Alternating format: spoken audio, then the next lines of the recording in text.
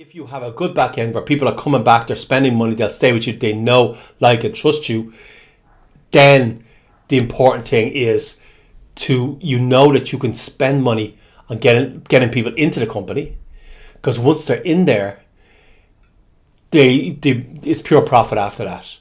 So you can break.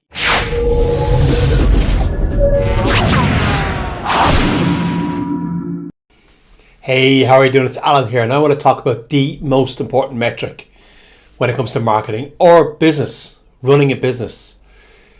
The most important and only metric that matters when running a business. So we have lots of metrics we can use. We have lots of click-through rate. We have read rate. Who's reading your emails? Who's not reading your emails? We have, who's clicking on your call to actions on your emails? Who's clicking on social media? What engagement are you getting on social media? What engagement are you getting on LinkedIn and or what engagement are you getting on Instagram, whatever it happens to be? And all these metrics are great. All these metrics are great for your ego. And it's very, very difficult to measure. And I'm taking this from the one-page marketing plan. It's very, very difficult to give an exact metric that matters because it's all contextual. So a click-through rate for some campaigns or for some companies of 1% might be great. And for other companies, a click-through rate or an engagement rate of, click-through rate of 10% could be an absolute disaster. I've worked in companies where the customer base, and it depends whether you sending the prospects or customers or who you're connecting with or how relevant your campaign is. I've been in companies where a click-through rate of 10% was a complete disaster because the customers were so engaged with this company, so engaged that 50% was normal and 10% was a disaster. Whereas for another company and for another campaign, 10% could be incredibly good. So it's very hard to nail down a click-through rate or, an engagement rate that really, really matters or means something. Like, for example, we could be running let's test out this campaign if people will go through an assessment of their weight and if we can, ways to improve their weight and stuff like that. And we could be testing out, let's see how the market reacts to that. And so we pull back some data from that, and we get, our click-through rate here was for this ad was 10%. Is that good? Is that bad? We don't know because this is a test. But after you run a number of campaigns, you can compare them to each other, and it's contextual. The data means something else because it's contextual to the company, and it's also contextual to the campaign, and also to the prospects or customers that you're targeting. But there's one metric. There's one metric that means something in every company. In every company, in every campaign, it means something. It's standard every single time. One metric. And that metric is, let me tell you a quick story. Let me tell you a quick story about this metric. McDonald's. McDonald's have a little campaign.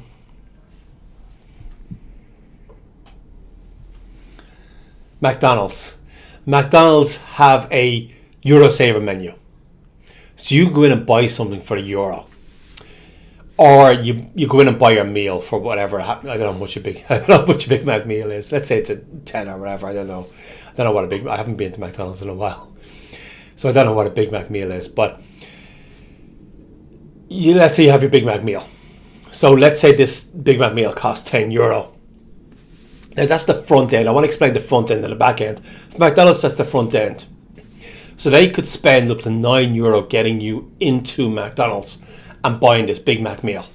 They could spend up to €9 on getting you in there. And if you come in and spend your €10 on your Big Mac meal, then they have at least broke even on their marketing, or made a tiny little profit on their marketing.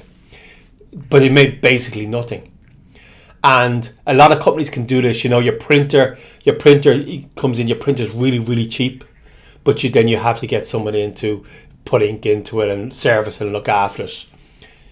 A lot of business models are just like this, where the front end are making basically no money.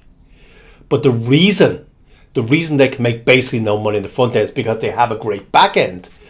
So McDonald's knows that if they can get, there's a certain amount of people, if they can get in for the Big Mac meal, they're going to come back. So they may make like just €1 on getting you in there and buying your €10 on your Big Mac meal. They might even make a loss on it. When we take their costs, putting that meal together into account, you might make a small loss. But they know you're coming back. And you're going to, every €10 you spend after that is pure profit. Because they don't need to market to you again. And maybe they have your email database and maybe they email you. You'll see this with pizza companies a lot. You'll get the emails afterwards with your customer. But they put a lot of money into making you an initial customer. And printers will do this as well. A lot of takeaway pizza companies will do this as well. They put a lot of money into making you an initial customer. But once you are a customer, everything else is pure profit after that. Everything after that is pure profit. Once they make you a customer. So that's the front end and the back end. So your front end, you may be spending money, you may lose money on the front end. But if you have a good back end, if you know that you can remarket to customers, if you know your customers like your products, and if you know that your customers are going to buy again and again, you can break even on the front end. You can break even on your very first purchase for the client. But once you look after them, you know they're going to come back. You know they're going to spend money again. They're in your email database. Sending an email isn't half as expensive as running your Facebook ad or your LinkedIn ad or whatever happens to be to get them into that database. Your back end is where you make all the money then later on. And it's all pure profit because you do not have to market to those people again. And they know, they should know, like, and trust you. They should know, like, and trust you at that stage, which is the magic formula for making sure that they do come back again. So that's really, really important.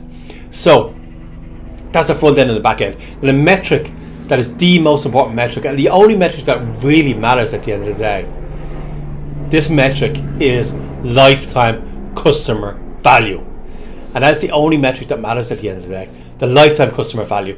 So, or you could even say yearly, you can even call it yearly customer value. So you could say, as a customer comes in and they spend money with you, how long do they stay with you first of all, and how much would they spend like each year or over the lifetime of how long they stay with you. So for some people it's a one-off sale. They go away and they never come back again. And that's not a good, you have a really, really bad back end if that's the case. You have really bad back end, and you should work on your back end to make sure people are coming back to you and spending money again. A lot of businesses have this problem. But if you have a good back end where people are coming back, they're spending money, they'll stay with you, they know, like, and trust you, then the important thing is that you can spend money on getting people into the company. Because once they're in there, it's pure profit after that. So you can break even, or this would be called a loss leader in some industries. Nowadays, it's called a tripwire. On the internet, they call it a tripwire. But it was what a loss leader would have been called. So in the supermarket, they have the bread for next to nothing because they know you're going to come in and buy the bread, and then you're going to buy loads of other stuff. So you're going to spend, and you're going to come back to them as well. So it's just about getting you into the place, and they're losing money. They might be losing money on the front end. So the bread, they might be actually losing money on the bread. But they know that what your lifetime customer value is, and they know they can lose money on one product in order to make it up with other products, or make it up over the lifetime of how long you go back to them. So a lot of times it's just about getting people in. So the lifetime customer value is the important metric, because if you can work out your lifetime customer value for each customer, let's say this customer is going to spend, every customer that comes to us over their lifetime is going to spend €1,000. Then you know, or $1,000 or whatever it happens to be, let's say €1,000. Then you know that you can spend €500 on every one of those customers coming in. You know you can spend maybe you don't want to spend €500. Maybe their initial purchase is €50, let's say. But you know they're going to spend €1,000. You can spend up to about €500 to make a profit on them. But what you really want to do is have the initial tripwire where their initial purchase maybe €50, maybe it's €10, maybe it's €5, I don't know. But let's say it's €50, their initial purchase.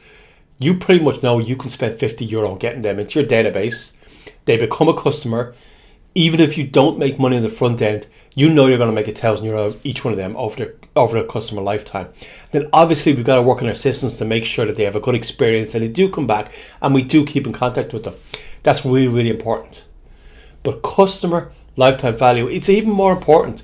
It's a more important metric than your revenue and your profit. Your customer lifetime value is a more important metric than your revenue and your profit. Don't get me wrong, your revenue and profit are important, and without them you're going to be in trouble. But your customer, over the long term, your customer lifetime value is a much more important metric. So that is what I see as the most important metric, and it stays standard. Your customer lifetime, your cost of getting a customer has got to be a lot less than your customer lifetime value, and probably needs to be less than their initial purchase. But at least you know, if you know what their customer lifetime value is, you have some idea of how much you can spend in order to get them into your business. This has been Alan here. I want to talk about the most important metric in marketing: customer lifetime value.